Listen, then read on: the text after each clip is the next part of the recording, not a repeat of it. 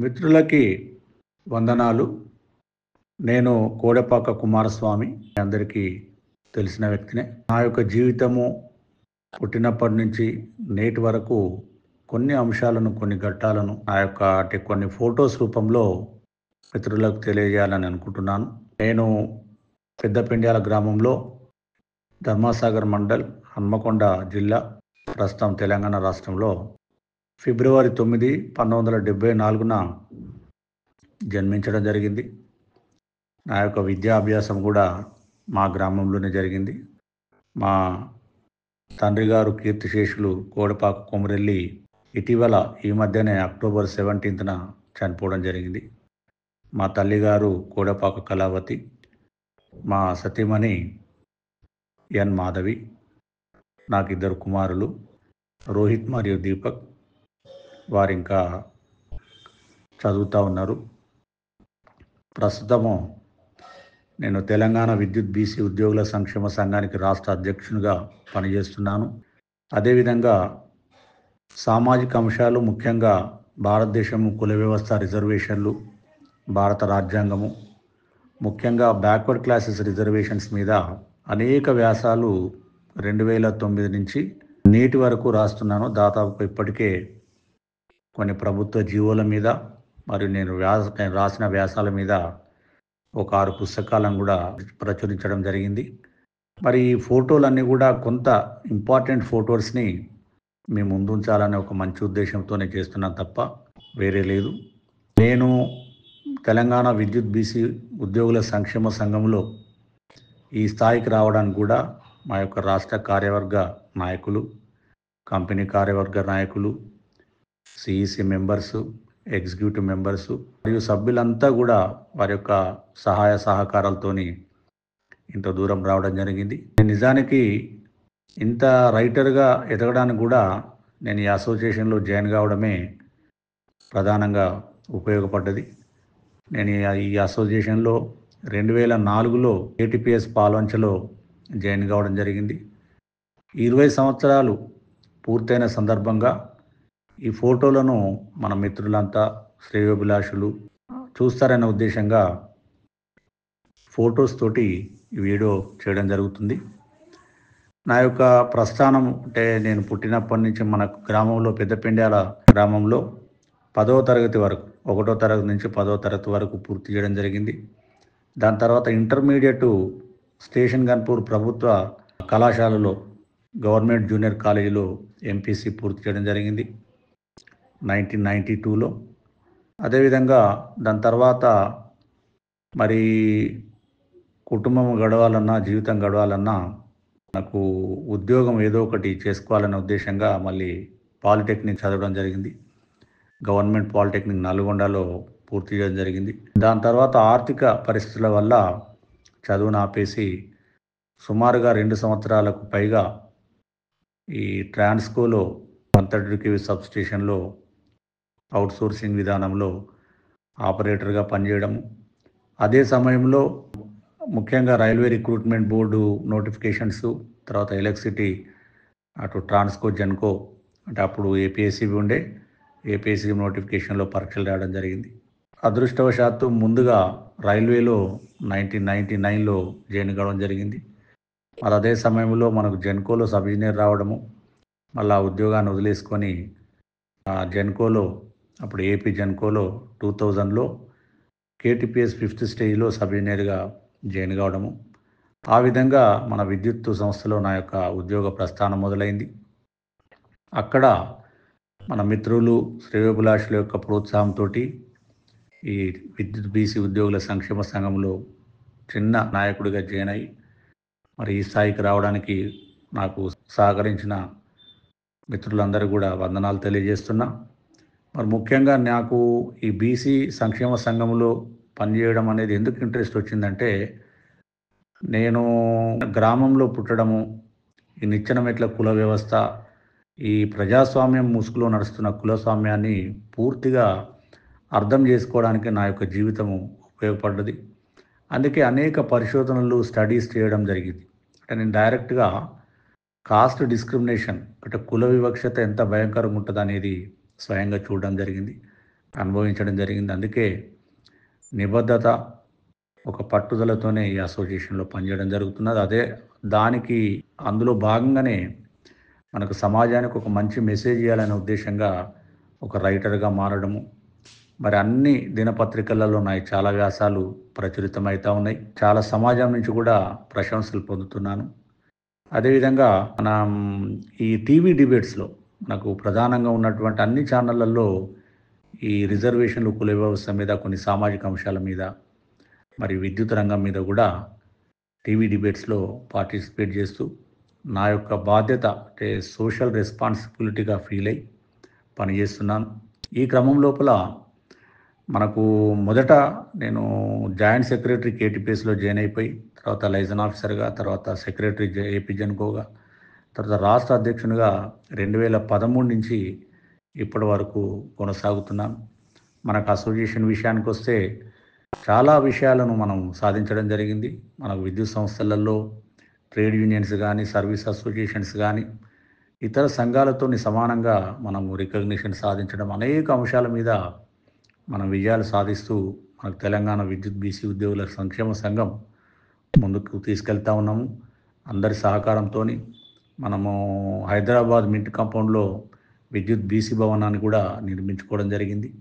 మరి ఈ క్రమం లోపల మనకు దీని అనేక సమస్యలను సాధించుకోవడం జరిగింది. ముఖ్యంగా ప్రధానంగా మొత్తం తెలంగాణ మరియు ఆంధ్రప్రదేశ్లో ఉన్నటువంటి బ్యాక్వర్డ్ క్లాస్కి సంబంధించినటువంటి ఉద్యోగులకు సంబంధించి క్రిమిలేర్ అంశం మీద మనం 2009లో మన అసోసియేషన్ తరఫున అన్ని జిల్లా కలెక్టర్కు ఒక క్లారిఫికేషన్ ఇవ్వడం జరిగింది. అదొక హిస్టరీ అని చెప్పొచ్చు మనకు. ఎందుకంటే అప్పటికే ఈ ఉద్యోగుల జీతభత్యాలను తీసుకొని అనేక తహసీల్దారులు చాలామంది కూడా ఈ బీసీ ఉద్యోగుల పిల్లలకి ఈ నాన్ క్రిమిలేర్ సర్టిఫికేట్ ఇచ్చేవాళ్ళు కాదు. మన క్రిమిలేర్ నిబంధన ఏంటంటే excluding of salary and agricultural income, అంటే ఉద్యోగుల జీతభత్యాలు కానీ వ్యవసాయం నుంచి వచ్చే ఆదాయాన్ని కూడా తీసుకోకూడదని చాలా స్పష్టంగా కేంద్ర ప్రభుత్వ ఆదేశాలున్నాయి, రాష్ట్ర ప్రభుత్వ ఆదేశాలున్నాయి. కానీ సమాచార లోపము, అవగాహన లోపంతో చాలామంది అభ్యర్థులు ఆ రిజర్వేషన్ అవైల్ చేసుకునే వాళ్ళు కాదు. మనం 2009లోనే చాలా చక్కటి క్లారిఫికేషన్ ఇప్పించడం జరిగింది. ఇప్పుడు చాలామంది విద్యార్థులు, ఉద్యోగుల పిల్లలు కూడా ఎవరైతే నాన్ క్రిమినల్ సర్టిఫికేట్ సామాజికంగా అభివృద్ధి చెందలేదో వాళ్ళు రిజర్వేషన్ లబ్ధిని పొందుతూ ఉన్నారు. అదేవిధంగా 2004లోనే మనకు ఆనాడు ఉన్నటువంటి రాష్ట్ర నాయకత్వము, గౌరవనీయులు పెద్దలు ఆర్ కృష్ణయ్య గారి ఆధ్వర్యంలో లైజన్ ఆఫీసర్ జీవోను కూడా తీసుకొని రావడం జరిగింది. మనకు ఆనాడు ఉమ్మడి రాష్ట్రంలోనే విద్యుత్ రంగంలో ఉన్నటువంటి AP Transco, AP Genco, AP CPDCL, AP NPDCL, AP EPDCL, AP SPDCL అన్ని రంగాలలో కూడా మనం రికగ్నిషన్ తెచ్చుకోవడము, ఇతరత్ర ప్రివిలేజెస్ అసోసియేషన్లకు, యూనియన్లకు ఇస్తున్నటువంటి ప్రివిలేజెస్ అన్నీ కూడా మనం సాధించడం జరిగింది.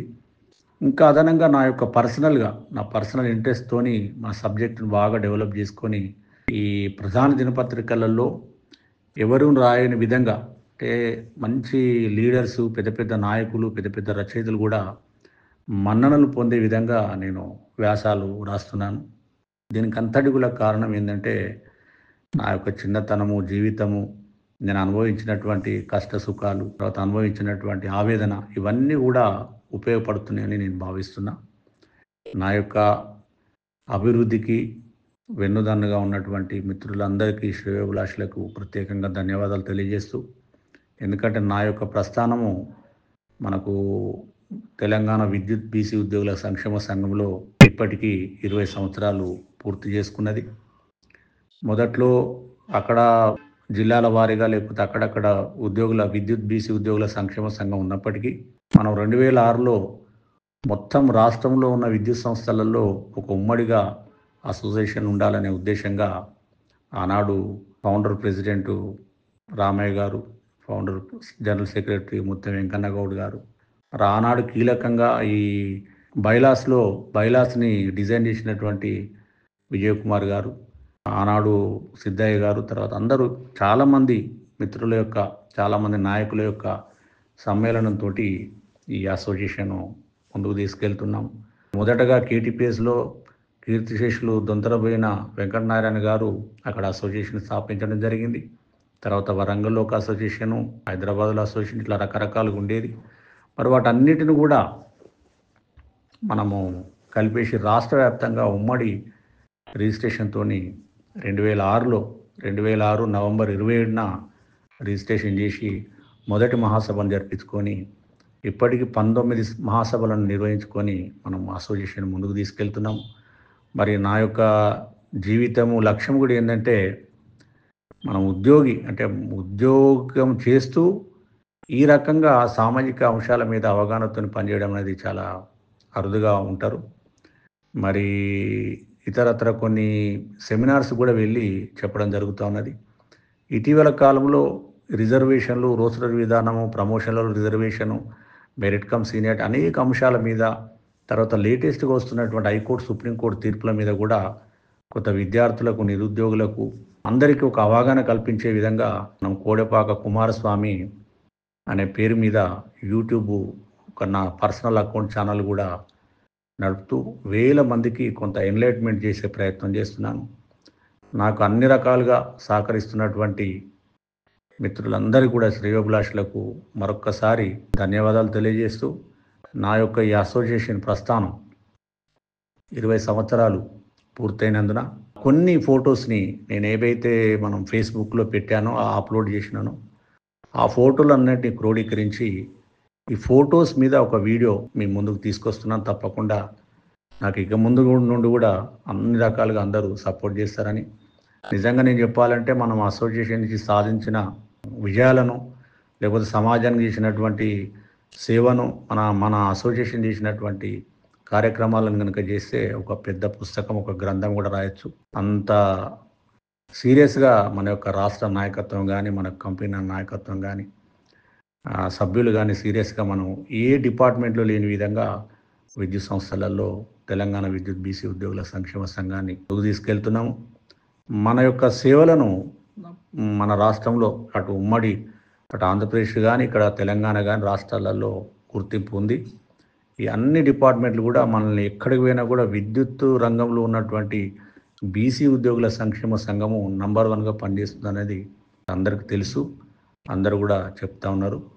నా యొక్క లైఫ్లో మా ఫ్యామిలీ మెంబర్స్, మదర్, ఫాదరు, తర్వాత మా సతీమణి, మా కుమారులు, మా చెల్లెలు, మా బావగారు, తర్వాత మా కుటుంబ సభ్యులు, మా అత్తగారి తరఫున అందరూ కూడా నాకు పూర్తి సహకారాన్ని అందిస్తున్నారు. కాబట్టే నేను చేయాలనుకున్నంత చేయకపోయినా సాధ్యమైనంత వరకు మనకు ఉద్యోగుల సంఘానికి, మన సంస్థలకు, సమాజానికి సేవ చేస్తున్నందుకు చాలా సంతోషంగా ఉన్నది.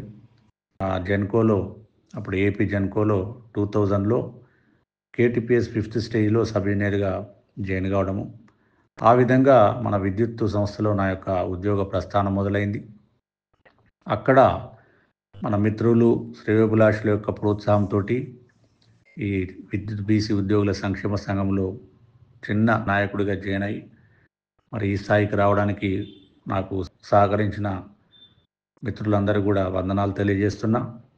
మరి ముఖ్యంగా నాకు ఈ బీసీ సంక్షేమ సంఘంలో పనిచేయడం అనేది ఎందుకు ఇంట్రెస్ట్ వచ్చిందంటే, నేను గ్రామంలో పుట్టడము, ఈ నిచ్చెన మెట్ల కుల వ్యవస్థ, ఈ ప్రజాస్వామ్యం ముసుగులో నడుస్తున్న కులస్వామ్యాన్ని పూర్తిగా అర్థం చేసుకోవడానికి నా యొక్క జీవితము ఉపయోగపడ్డది. అందుకే అనేక పరిశోధనలు, స్టడీస్ చేయడం జరిగింది. అంటే నేను డైరెక్ట్గా కాస్ట్ డిస్క్రిమినేషన్ అంటే కుల వివక్షత ఎంత భయంకరంగా ఉంటుంది అనేది స్వయంగా చూడడం జరిగింది, అనుభవించడం జరిగింది. అందుకే నిబద్ధత, ఒక పట్టుదలతోనే ఈ అసోసియేషన్లో పనిచేయడం జరుగుతున్నది. దానికి అందులో భాగంగానే మనకు సమాజానికి ఒక మంచి మెసేజ్ ఇవ్వాలనే ఉద్దేశంగా ఒక రైటర్గా మారడము. మరి అన్ని దినపత్రికలలో చాలా వ్యాసాలు ప్రచురితమవుతూ ఉన్నాయి. చాలా సమాజం నుంచి కూడా ప్రశంసలు పొందుతున్నాను.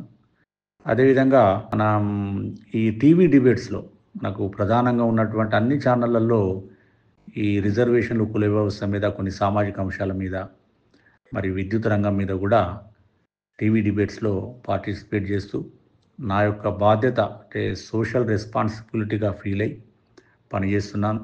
ఈ క్రమం లోపల మనకు మొదట నేను జాయింట్ సెక్రటరీ కేటీపీఎస్లో జాయిన్ అయిపోయి, తర్వాత లైజన్ ఆఫీసర్గా, తర్వాత సెక్రటరీ ఏపీ జెన్కోగా, తర్వాత రాష్ట్ర అధ్యక్షునిగా 2013 నుంచి ఇప్పటి వరకు కొనసాగుతున్నాను. మనకు అసోసియేషన్ విషయానికొస్తే చాలా విషయాలను మనం సాధించడం జరిగింది.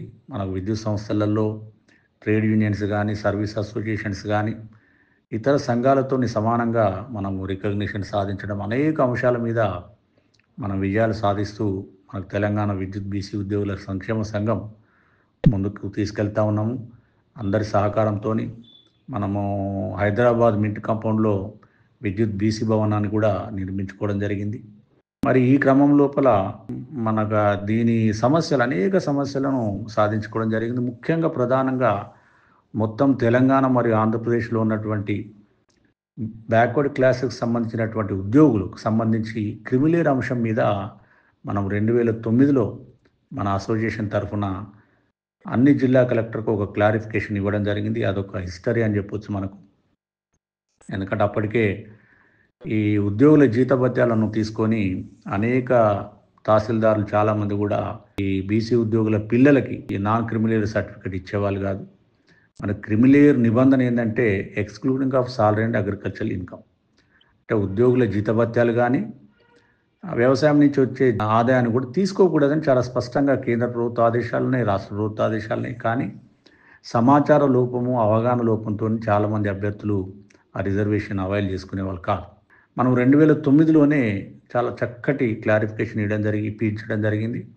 ఇప్పుడు చాలామంది విద్యార్థులు, ఉద్యోగుల పిల్లలు కూడా ఎవరైతే నాన్ క్రిమినల్ సర్టిఫికేట్ సామాజికంగా అభివృద్ధి చెందలేదు వాళ్ళు రిజర్వేషన్ లబ్ధిని పొందుతూ ఉన్నారు. అదేవిధంగా 2004లోనే మనకు ఆనాడు ఉన్నటువంటి రాష్ట్ర నాయకత్వము, గౌరవనీయులు పెద్దల ఆర్ కృష్ణయ్య గారి ఆధ్వర్యంలో లైజన్ ఆఫీసర్ జీవోను కూడా తీసుకొని రావడం జరిగింది. మనకు ఆనాడు ఉమ్మడి రాష్ట్రంలోనే విద్యుత్ రంగంలో ఉన్నటువంటి AP Transco, AP Genco, AP CPDCL, AP NPDCL, AP EPDCL, AP SPDCL అన్ని రంగాలలో కూడా మనం రికగ్నిషన్ తెచ్చుకోవడము, ఇతరత్ర ప్రివిలేజెస్ అసోసియేషన్లకు, యూనియన్లకు ఇస్తున్నటువంటి ప్రివిలేజెస్ అన్నీ కూడా మనం సాధించడం జరిగింది. ఇంకా అదనంగా నా పర్సనల్ ఇంట్రెస్ట్తోని మా సబ్జెక్టును బాగా డెవలప్ చేసుకొని ఈ ప్రధాన దినపత్రికలలో ఎవరు రాయని విధంగా, అంటే మంచి లీడర్సు, పెద్ద పెద్ద నాయకులు, పెద్ద పెద్ద రచయితలు కూడా మన్ననలు పొందే విధంగా నేను వ్యాసాలు రాస్తున్నాను.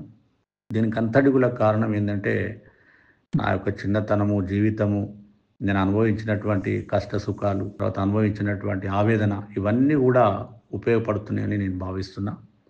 నా యొక్క అభివృద్ధికి వెన్నుదన్నుగా ఉన్నటువంటి మిత్రులందరికీ, శ్రేయోభిలాషులకు ప్రత్యేకంగా ధన్యవాదాలు తెలియజేస్తూ, ఎందుకంటే నా యొక్క ప్రస్థానము మనకు తెలంగాణ విద్యుత్ బీసీ ఉద్యోగుల సంక్షేమ సంఘంలో ఇప్పటికీ 20 సంవత్సరాలు పూర్తి చేసుకున్నది.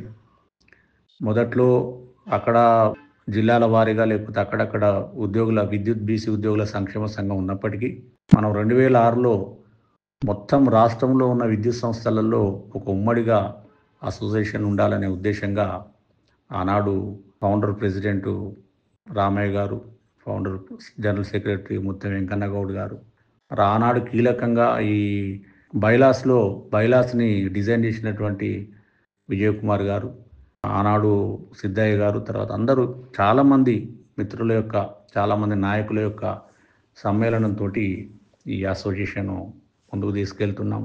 మొదటగా కేటీపీఎస్లో కీర్తిశేషులు దొంతరబోయిన వెంకటనారాయణ గారు అక్కడ అసోసియేషన్ స్థాపించడం జరిగింది.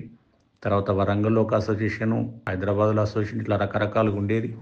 మరి వాటన్నిటిని కూడా మనము కలిపేసి రాష్ట్ర వ్యాప్తంగా ఉమ్మడి రిజిస్ట్రేషన్తో 2006 నవంబర్ 27న రిజిస్ట్రేషన్ చేసి మొదటి మహాసభను జరిపించుకొని ఇప్పటికి 19 మహాసభలను నిర్వహించుకొని మనం అసోసియేషన్ ముందుకు తీసుకెళ్తున్నాం. మరి నా యొక్క జీవితము లక్ష్యం కూడా ఏంటంటే మనం ఉద్యోగం చేస్తూ ఈ రకంగా సామాజిక అంశాల మీద అవగాహనతో పనిచేయడం అనేది చాలా అరుదుగా ఉంటారు.